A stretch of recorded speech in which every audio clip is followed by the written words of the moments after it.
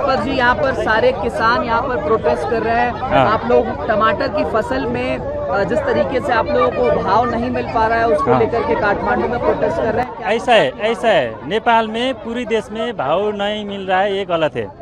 ये काठमांडू वैली इधर उत्पादन एरिया है ना, इधर का टमाटर का वो ठेकेदार लोग बिचौलिया मिलकर इसका रेट नहीं दे रहा है, उसलिए हम बोल रहा है नेपाल को अरू ठाउँ अरू दूसरा मार्केट है ना, उस पे भाव है।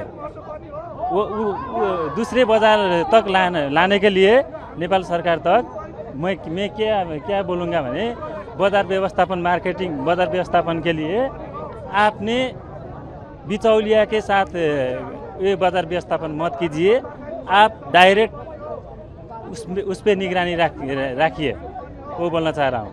आप लोग भी प्रोटेस्ट कर रहे हैं, किसान आज रोड पर हैं। इसके पहले हमने देखा प्रोटेस्ट गणेश नेपाली का जिस तरीके से डेथ हुआ, 2 लोगों ने और सुसाइड अटेम्प्ट किया सरकार से परेशान होकर के।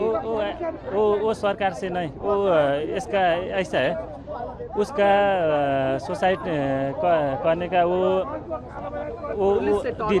नहीं, पुलिस से टॉर्चर नहीं, कोई पुलिस टॉर्चर नहीं कर रहा है।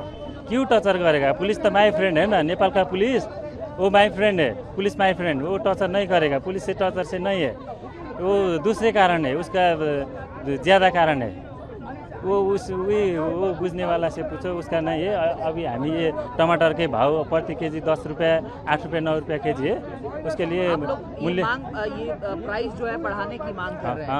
हाँ, मूल्य में कि सरकार ने अनुदान देना चाहिए कि उचित मूल्य हमारा चाहिए, वो हमारा मांग है। Thank you.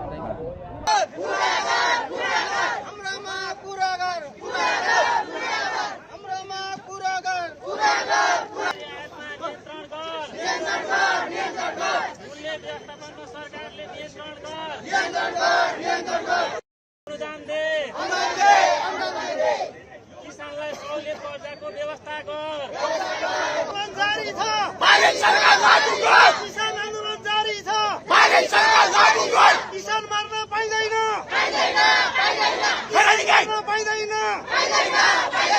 किसान मार्ने सरकार चाहिँदैन।